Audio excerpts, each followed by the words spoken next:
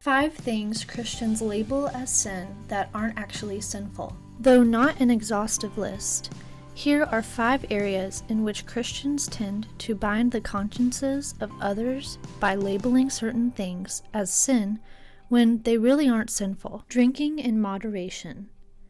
The New Testament is clear that for Christians, both leaders and those they lead, temperance is an important value. For example, drunkenness is listed as a disqualifier for the church leadership in 1 Timothy 3:3 and Titus 1:7. And Paul warns the church in Ephesus to not get drunk with wine, for that is debauchery, but be filled with the Spirit.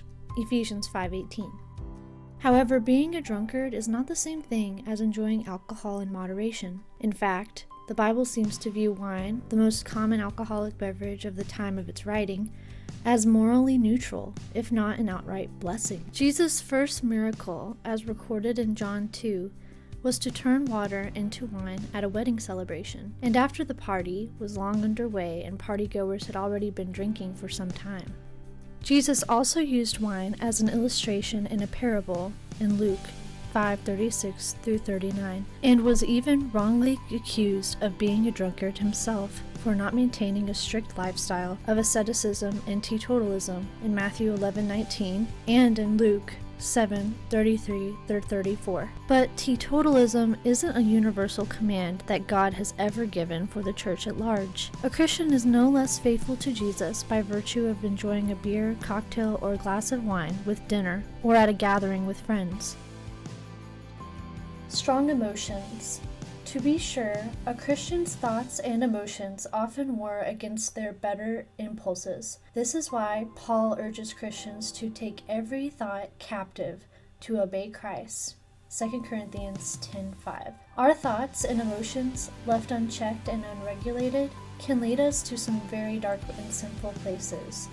However, the emotions and thoughts we experience are not themselves inherently weak or sinful. In fact, in the gospel accounts, we see Jesus speak about and even act upon strong negative emotions such as anger or sadness. On the night he was to be betrayed, he even told his closest friends that his soul was overwhelmed with sorrow to the point of death.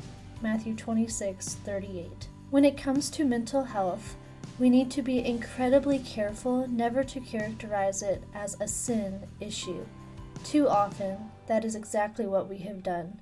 In fact, some theologians and pastors characterize anxiety itself as a sin, or at least as a very serious lapse in faith, instead of as a clinical diagnosis resulting from a complex network of contributing factors, including family history, life circumstances, neurology, and even nutrition. We must take care not to heap shame on top of hardship, especially where no sin is actually present. After all, it's not a sin to be human.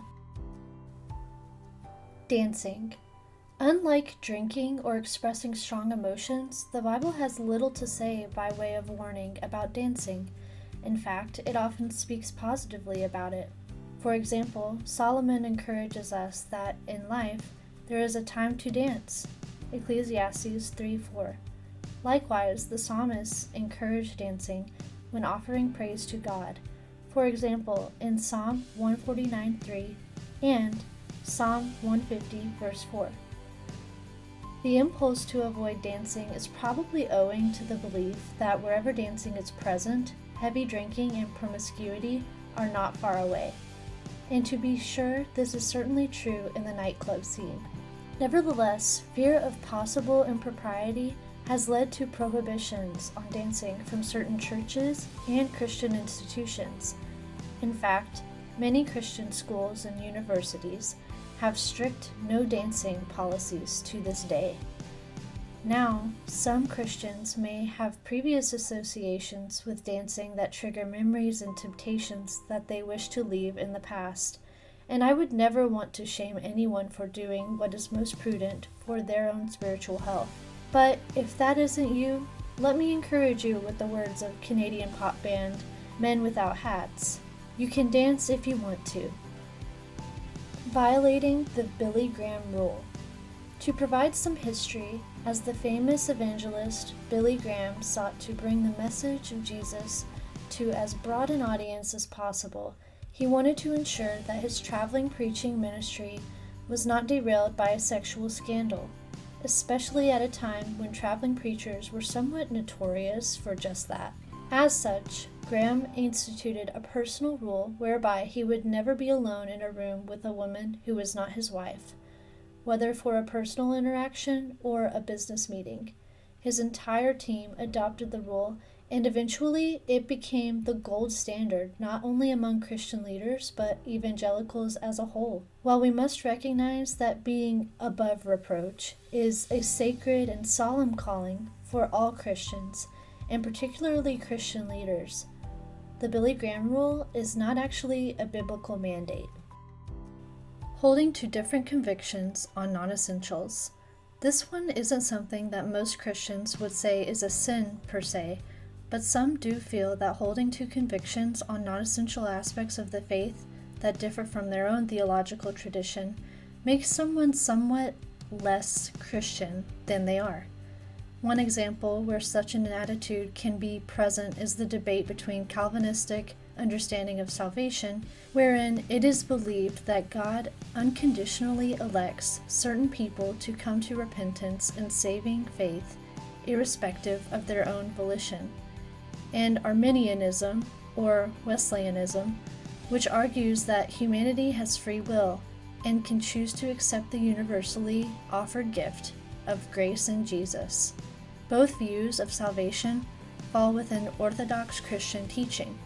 Similar character assaults are volleyed back and forth among Christians who disagree on any number of theologically important issues, such as worship style, mode of baptism, end times theology, how to understand or interact with politics, and others. What we miss in all this is that faithful Christians throughout history have landed on different conclusions in these various theological debates, but are no less faithful to Jesus for disagreeing, even strongly disagreeing with other people who are equally faithful to Jesus. In each of these instances, exercising wisdom and holding to our firmly held convictions is important, but we must always guard ourselves against holding someone else to a standard that God has not required of them.